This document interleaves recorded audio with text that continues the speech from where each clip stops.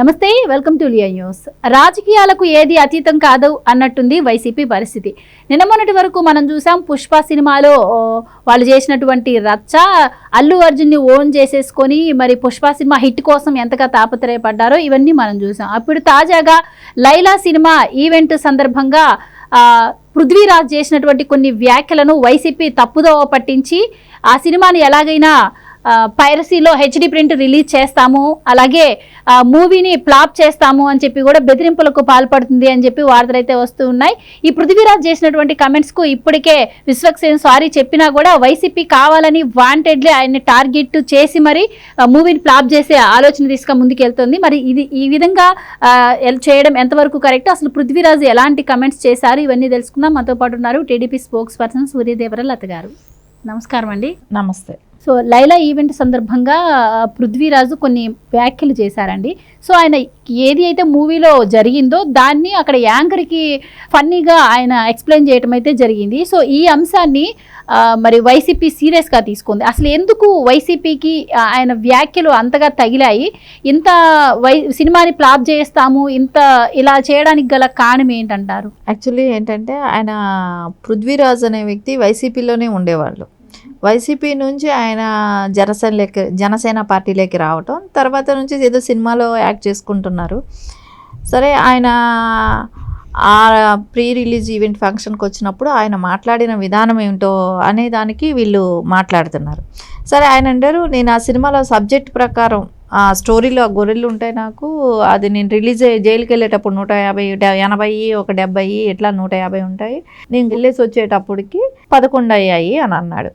అంటే ఆయనకి అంటే స్టోరీ ప్రకారం చెప్పుకొచ్చారా, నేను నా బామర్దులు నేను రిలీజ్ అయ్యి వచ్చేటప్పటికి 11 గొర్రెలే మిగిలాయి అని దాన్ని ఏదైనా స్టోరీ ప్రకారం చెప్పారా ఏంటో తెలియదు. సరే, యాక్చువల్లీ వీళ్ళకి ఏంటంటే ఇప్పుడు గేమ్ చేంజర్ సినిమాకి తీసుకుంటే అలాగే చేశారు. ఇప్పుడు పండగకి రిలీజ్ అయిన మూవీస్ అన్నీ కూడా సరే ఫ్లాప్. వాళ్ళకి ఏంటంటే రాజకీయాలకి బాగా తీసుకెళ్ళిపోతున్నారు. అండ్ ఇప్పుడు ఆ కుటుంబ సభ్యులుగా ఉన్న పవన్ కళ్యాణ్ గారు ఉన్నారంటే రామ్ చరణ్ తేజ్ గారిని ఆయన సినిమాలు టార్గెట్ చేస్తున్నారు. ఇంకా బాలకృష్ణ గారు అంటే బాలకృష్ణ గారి సినిమాలు. కానీ ఇప్పుడు మీరు ఎంత టార్గెట్ చేసినా బాలకృష్ణ గారి సినిమాలు ఏమైనా టచ్ చేయగలుగుతున్నారా? చేయలేరు కదా. సార్, ఇప్పుడు ఇంకోటి విశ్వక్సేన ఇట్లాంటి వాళ్ళే ఉంటే అప్కమింగ్ హీరోస్ కొంచెం ఇప్పుడు బాగా పెద్ద సినిమాలు చేసుకుంటున్నారు, ఇప్పుడే పైకి వస్తున్నారు.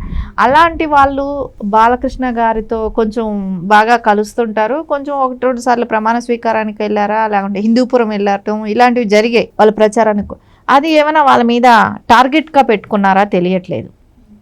అందుకని వాళ్ళ సినిమాలుని వీళ్ళు ఆపటానికి, అంటే దాన్ని సక్సెస్ అవ్వకూడదు, వాళ్ళకి హిట్ రాకూడదు, వాళ్ళకి ఇండస్ట్రీలో వాళ్ళకి మళ్ళీ పని ఉండకూడదు. అంటే ఒక హిట్ వస్తే వాళ్ళు రేపొద్దున బిజీ ఆర్టిస్టులు అవుతారు, వాళ్ళు రాకూడదు. ఇంకోటి ఏంటంటే ఆ సినిమాకి చిరంజీవి గారు కూడా రావటం, ఆ ఫంక్షన్కి చిరంజీవి గారు కూడా రావటం. సో వాళ్ళకి ఎలాగుందంటే ఇదేదో తెలుగుదేశము జనసేన సినిమాల్లాగా అనిపిస్తున్నాయి. సో యాక్చువల్లీ ఎలా ఉంటుందంటే సినిమా వాళ్ళకి ఎవరికి కూడా రాజకీయాల్లోకి ఎంటర్ అయ్యి మాట్లాడాలని పెద్దగా ఇంట్రెస్ట్ చూపెట్టరు.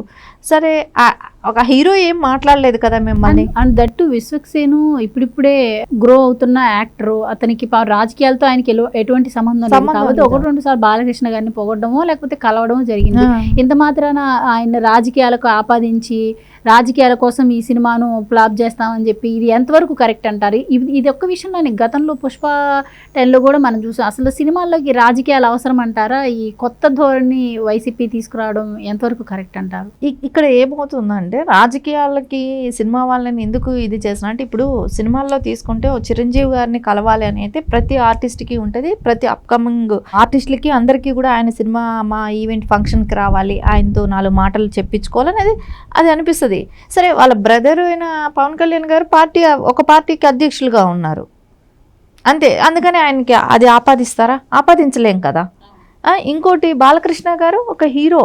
సో నందమూరి తారక రామారావు గారి కొడుకుగాను ఆయన కొన్ని కొన్ని వందల సినిమాలు చేయబట్టి ఆయనకి ఉన్న అనుభవంలో మాకు కొంచెం ఏదైనా మేము అట్లాంటి వాళ్ళ దగ్గర ఉంటే కొంచెం మాకు కూడా కొంచెం అనుభవం వస్తుంది, వాళ్ళ గైడెన్స్లో ఉంటే బాగుంటుంది అనే ఆలోచనతో వాళ్ళని కలుస్తుంటారు, మాట్లాడుతుంటారు. అంత మాత్రానే వాళ్ళని ఒక పార్టీలకి ముద్రలు వేసేసినట్ట, లేకుంటే వీళ్ళు ఎలా అనిపిస్తున్నదంటే ఏమీ చేయలేని పరిస్థితిలో అయిపోయి ఇప్పుడు సినిమా వాళ్ళని పట్టుకున్నారా, వీళ్ళకి ఎలా ఉంది ఈ మూవీ పైరసీలో వచ్చిన ఈ ఫ్లాప్ అయిన దానికి పూర్తి రెస్పాన్సిబిలిటీ వైసీపీని అనుకోవచ్చా?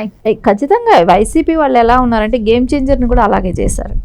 సో దానికి కూడా నెగిటివ్గా టాక్ ఇవ్వటం, పాజిటివ్గా ఉన్న మూవీస్లను అన్నిటికీ కూడా వీళ్ళు ముందే నెగిటివ్గా టాక్ ఇవ్వటం చేస్తున్నారు. వీళ్ళు అలా చెప్తే దాన్ని అలా కొంచెం ప్రజలకి ఆకర్షణ తగ్గుతుంది అనే ఆలోచనలతో ఉన్నారు. చూడండి, ఒకటి మూవీ సక్సెస్ అనేది బాగుందని అంటే ఇట్లాంటి వాళ్ళు ఏం చేయరు. దానికి ఉదాహరణ ఒకటి బాలకృష్ణ గారి సినిమాలు ఏం చేయగలుగుతారు, వీళ్ళు ఏం చేయగలిగారు? ఆయనది ప్రతి షో హిట్టే, ప్రతి మూవీ హిట్టే. అలాంటి ఆయన ఏం చేయలేకపోయారు కదా. కాకపోతే వీళ్ళు బెదిరింపు ఒకటి, ఎక్కడ మేము పైరసీ వీడియోలు చేసేసి మేము హెచ్డి క్వాలిటీలో వదిలేస్తాం, సినిమా అయినా నెక్స్ట్ డేకే నీ వీడియోస్ అన్నీ వచ్చేస్తాయి అని చెప్పి బెదిరిస్తున్నారు. అలా చేస్తే మీరు జైలుకి వెళ్ళరా? ఒక సినిమా కోసం మీ జీవితాలు నాశనం చేసుకుంటారా? మీరు రేపు పొద్దున ఈ కేసులన్నీ ఎదుర్కోవాలి, ఊరికే కాదు కదా. నువ్వు అలాంటి వీడియోలు రిలీజ్ చేసినప్పుడు నువ్వు జైలుకి వెళ్తావు, ఖచ్చితంగా ఇన్వెస్టిగేషన్ ఉంటుంది, ఎవరెవరు ఇలాంటి పనులు చేస్తున్నారో అవన్నీ చేస్తారు. రేపొద్దున ఇంతెందుకండి, రేపొద్దున ఇలాంటి మూవీ రిలీజ్ కాకముందే ఇలాంటివి సోషల్ మీడియాలో ట్రోల్ చేస్తున్న వాళ్ళని ఖచ్చితంగా అయితే యాక్షన్ తీసుకోవాల్సిన అవసరం ఉంది. ఎందుకంటే దీని మూలన ఒక సినిమా ఇండస్ట్రీ మూలన కొన్ని వేల మంది బతుకుతారండి. ఒక ప్రొడ్యూసర్ నష్టపోతే ఈరోజు ఈ సినిమా లైలా అనే సినిమా హిట్ అయితే ఇంకొక సినిమా తీస్తాడు, ఇంకో 10 సినిమాలు చేస్తారు ఆ ప్రొడ్యూసర్. అదే ఫ్లాప్ అయితే ఆయన ఇంకేం చేయలేరు. సో అందుకని కొన్ని వేల మందికి వాళ్ళు ఉపాధి కల్పించేటప్పుడు అలాంటివి నిలబడాలనుకున్నప్పుడు ఇలాంటి వాళ్ళు ఎవరైతే బెదిరిస్తున్నారో, బ్లాక్మెయిల్ చేస్తున్నారో ఇలాంటి వాళ్ళని అందరికీ కూడా అరెస్ట్ చేయటమే అసలు ఎక్కడి నుంచి ఇది స్టార్ట్ అయింది, ఎవరు దీన్ని ప్రచారం చేస్తున్నారు, ఎవరి అండర్టేకింగ్లో నడుస్తుంది, దీనిలో వైసీపీ వాళ్ళ హస్తం ఖచ్చితంగా ఉంది. అది ఎవరి మూలాన్ని నడిపిస్తున్నారు అనేది అయితే తెలుసుకొని వాళ్ళకి అందరికీ అయితే మటుకు జైలు శిక్ష అయితే పడాల్సిన అవసరం ఉంది. ఎందుకంటే ప్రతి సినిమా మీద వీళ్ళకి ఇదే పని అయిపోయింది. ప్రతి సినిమా రిలీజ్ అవ్వక ముందు అంటే ఇప్పుడు వైసీపీ వాళ్ళకి సినిమా వాళ్ళు సపోర్ట్ చేయట్లేదా అని అంటే వాళ్ళని ఇబ్బంది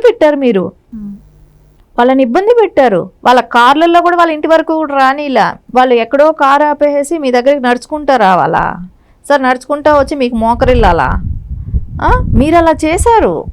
సో అది ఈ రోజున వాళ్ళు వచ్చి తెలుగుదేశంకి వచ్చి కూటమి ప్రభుత్వానికి వచ్చే సినిమా వాళ్ళు అందరూ వచ్చి ఎవరూ సపోర్ట్ చేయలేదు. తెలుగుదేశం పార్టీ కానీ కూటమి ప్రభుత్వం కానీ ఎప్పుడూ కూడా ఇండస్ట్రీకి వ్యతిరేకంగా ఎప్పుడూ ఏమీ చేయలేదు. ఇండస్ట్రీ బాగుపడితే కొన్ని వేల మందికి ఉపాధి ఉంటుందని అనుకునే రకాలు.